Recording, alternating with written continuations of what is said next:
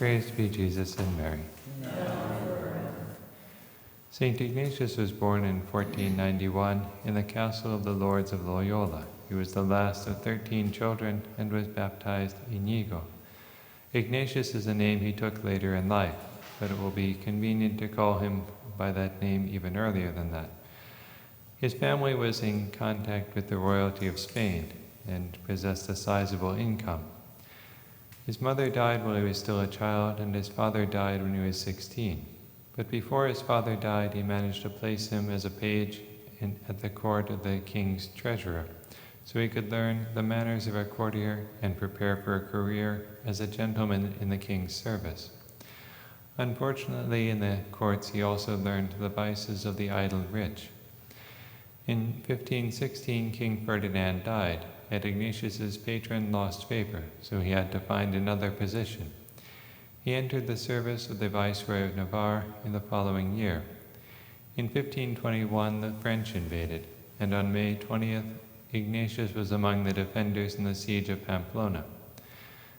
They were hopelessly outnumbered, but he rallied the defenders. He refused to abandon the city's fortress and held out against the French until a cannonball shattered his right leg and wounded his left.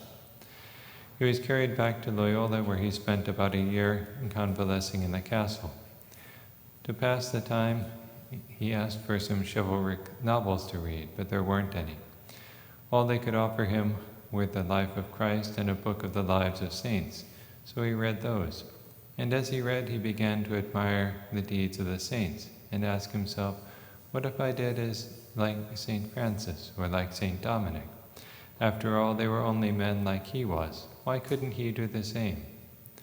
During those months, he also had a vision of Jesus and Mary, which made it possible for him to turn away from his past sins of the flesh and never again return to them. By the time he was well, he had undergone a thorough conversion. He went to Montserrat, made a general confession, and left his sword at the altar of the Blessed Virgin.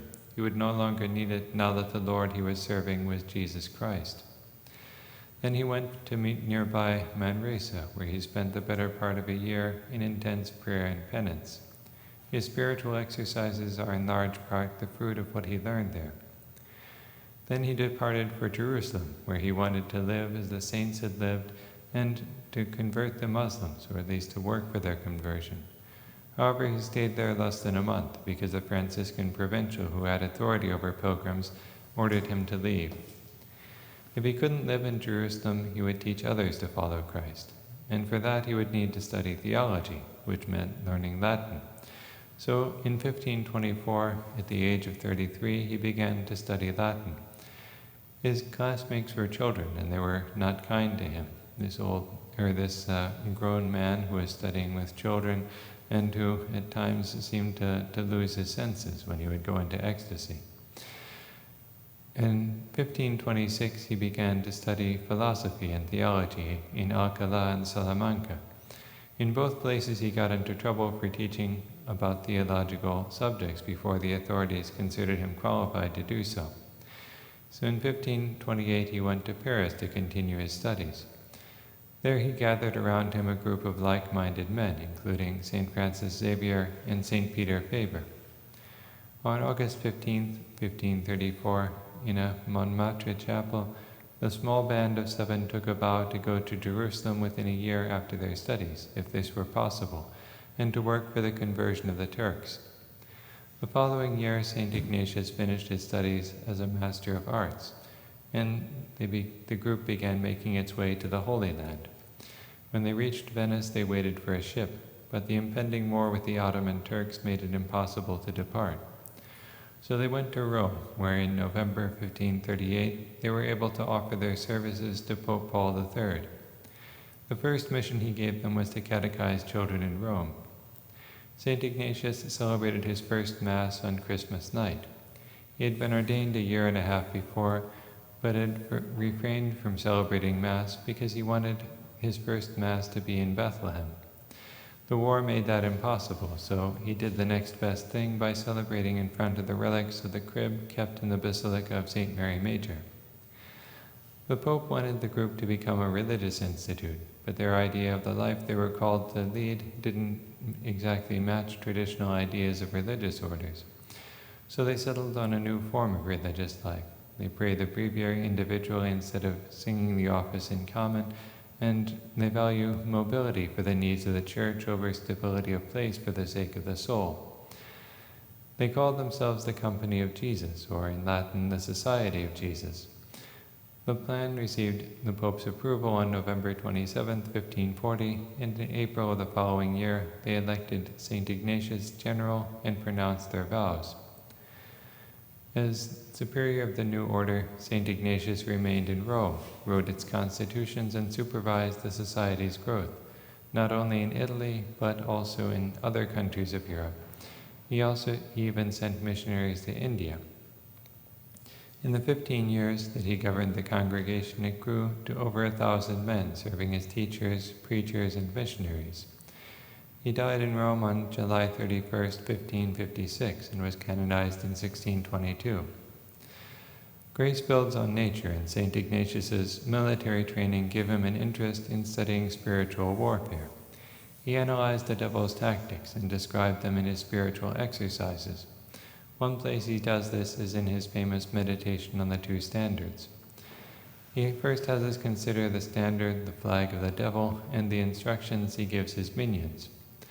They have first to tempt with longing for riches, as he is accustomed to do in most cases, that men may more easily come to vain honor of the world, and then to vast pride.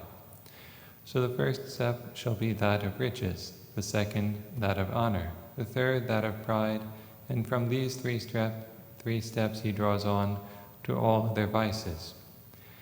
So the devil's goal is to build up pride, which is the beginning of all sin. Pride tends to increase in people who are honored, because it feels good to be honored, and it makes you think you deserve it.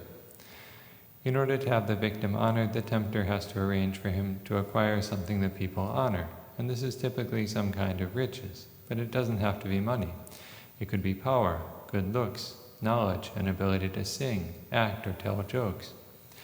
The tempter may not even have to provide it himself. It could be something God gave for his purposes. Once the victim has something to honor, the tempter brings on the honors to build up pride. So once St. Ignatius has shown us the devil's typical strategy so that we will not fall for his trap, he then has us consider Christ and what he calls his servants to do. This is the exact opposite of the devil's strategy. While the devil tries to produce pride as a source of sin, Christ and his angels try to produce humility as a foundation for virtue. Instead of riches, Christ tries to lead us to poverty, at least poverty in spirit.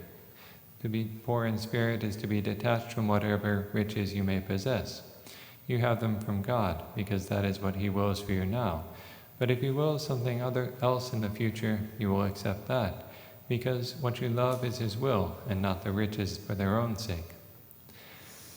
As being honored by men tends to produce pride, so being disrespected or humiliated tends to produce humility. But in both cases, it depends on how you react. If you are alert to the danger of pride, then when you are honored, you will remember that all you have comes from God, and so he is the one who deserves that honor that is being directed toward you. Conversely, you can react with anger to a humiliating experience, and so cling to your pride instead of growing more humble. What is the right way to react? When you make a mistake or don't get the respect you deserve, you should thank God for the opportunity to grow in humility, for that is the foundation of all virtue. This is certainly not what we naturally tend to do, but this is how to imitate Christ and his Blessed Mother, who chose poverty and humility. Bless those who curse you, because they are unintentionally doing you a favor. And so we see why it is that God resists the proud and gives his grace to the humble. He resists the proud so that they will become humble, for only the humble can receive his gifts without being endangered by them. These are only a few of the many things that we can learn from St. Ignatius and his disciples. Praised be Jesus and Mary. Now